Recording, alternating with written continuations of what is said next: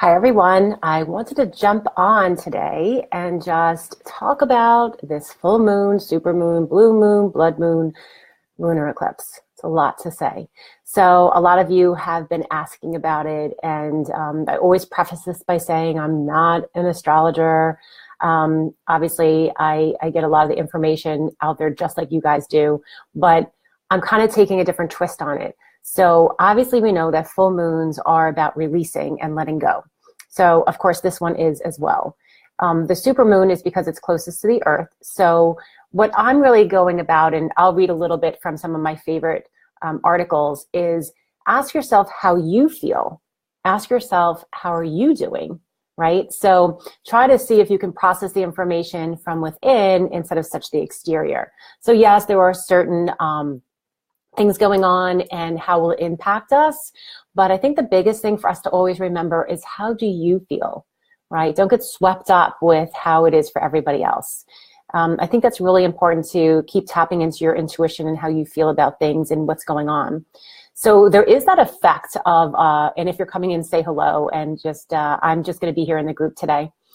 There is an effect on the moon, full moon and the new moon. And I've talked about this before. It's like a 5-day cycle. So you feel it like 2 days before it comes, and then the day of, and then like 2 days after. So it's like this 5-day cycle.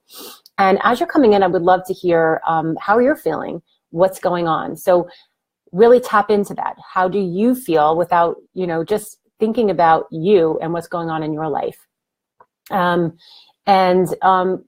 It's interesting in January, very auspicious, as they say. So we had a full moon on January 1st, and now we have a full moon on January 31st. So we've kind of had the bookends of January of the 2 full moons.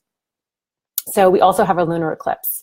So I'm going to read a little bit and just a couple things that I've heard, but I also want to hear exactly what you're feeling and how you're doing. How's everybody doing out there? So they're talking that this is a very powerful moon, and the best thing to do is to stay active and centered during this time. And again, it's this time of the 5 days, right around the period of the full moon. So if you're Eastern time, I believe it's 6:27 a.m. I might have that time off a little bit. Wednesday, January 31st. That might be Mountain time, so just look at where it comes in for you. So what can we do with what's the impact, and then what can we do? So I'm going to talk a little bit about that. So it talks about to stay away from toxic people and stay away from arguments and heated discussions around this time. So see where you can kind of avoid that if you can. Try to stay as centered as possible, but also physically active. So that's important to know. They're also saying that if you have a lot of like fruitless worries and obsessions, try to do what you can to release that. Great time again to stay centered and physically active, whatever that may be for you. So I'm going to read a little bit here. So it says, bring in the element of emotional healing through music and other creative expression. So notice your expressive way. Do you express yourself through music? Do you express yourself through writing? Do you express yourself through other means? Stay very expressive in that. Also, come to gratitude. Come to a place of gratitude. So it's easy to get kind of swept up in emotion. And can you come into gratitude? Just maybe write a few things down today and tomorrow of gratitude. And then also when it really talks about eclipses. So as we keep our frequency high, you want to stay away from negativity. But the eclipse also opens up to some powerful change, right? So eclipse is about change, some powerful change. So think for yourself some of the things that you want to change. We're at the end of January. Maybe you started January 1st like very gung-ho and ready to kind of impact 2018. Maybe you need a little course correct or to switch gears a little bit. So look at that. Look at the time look at the things that you can do to feel those changes and allow yourself to make those changes. And let's talk a little bit about releasing. So full moons are all about releasing, and we know that. So I have a few things that if you, once you can just kind of work yourself around and how you can work with some of the changes in your life around this full moon. So one of the things is to get ready and prepare your crystals. So if you're a crystal worker or you have crystals, you're interested in crystals, start to prepare your crystals. Have them, clean them, clear them, place them out in the moonlight. Even if the moonlight's not showing tomorrow night, even if you can't see it, just put it outside or put it on your windowsill, depending if it's too cold outside. A lot of people have texted me, oh, is it too cold to put my crystals out? If you think it's too cold to put your crystals out, put them near a place where they will get some kind of moonlight, even like on your windowsill. You can create crystal grids. So I'm hoping to do this later today, and I'll take a picture and put it in the group. You can do a crystal grid just any way you want. Let it be intuitively guided. You can use many different crystals. You can use many different stones, but you can create a beautiful crystal grid for yourself and intention.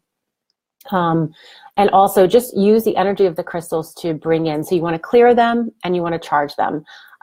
If you want a little bit more information on that, I do have an episode on the podcast a couple months back, actually, about crystals. And I'll be doing a crystal workshop coming up in February. I believe it's February 25th live. But that's what you can do to prepare your crystals if you work with crystals. The other thing is as a ritual, a release ritual. So we talk about releasing in the full moon. So the second thing you can do is do some releasing. Release the things that you don't want, especially around this time of the full moon and the eclipse. So something you can do is write things. I like to write things down on paper. You can write a whole list of things. You can write, one or two things separate, and allow yourself to burn that and let it go. Do a ritual where you go outside and you say, I'm going to let this go, and I'm not, I kind of rid of this, and move forward from there. Stay connected to meditation. So stay really connected to your meditation practice and your spiritual daily practice. I'm a big proponent of that. So stay connected to your journaling, stay connected to meditation, especially these next couple days, today and tomorrow. And allow yourself to be fully present. Allow yourself to be fully present in everything that you do. Being present in your actions, being present in your relationships, be present in your communication. Just notice when you're kind of going on autopilot. Stay really mindful and present. That's important. Mindfulness can be practiced anytime. And there's the informal and formal practices of mindfulness. I talk about this. So the informal practices would be such as eating or bathing or brushing your teeth. And you guys can apply that. Or the formal practices would be meditation, seated meditation, mindfulness meditation, body scan meditation, or walking. That's a meditation too. So maybe do some walking and really concentrate on your walk and concentrate on how your feet feel in the ground.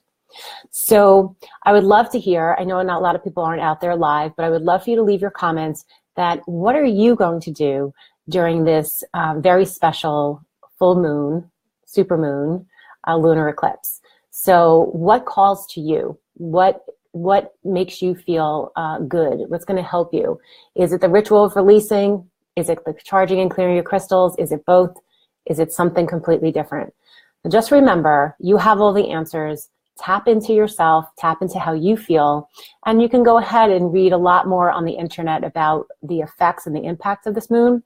I think the most important thing to remember is you have all the answers. So notice how you feel and notice what's best for you. So that's my message for today. Also, I have a new episode that is up on the podcast. It was just released earlier today, and it is about developing your intuition and the benefits of that. Why would you do that? It's short. It's about 17, 18 minutes. Go check it out on the podcast. I'll leave the link below. And have a great day. Don't look at this full moon or supermoon as something negative. Look at it as a change and positive that you can do. And enjoy it. If you get a chance to actually go ahead and be around during the time of the lunar eclipse, then enjoy that too. So be present, be mindful, and stay connected. And know you already have the answers. Namaste. Many blessings.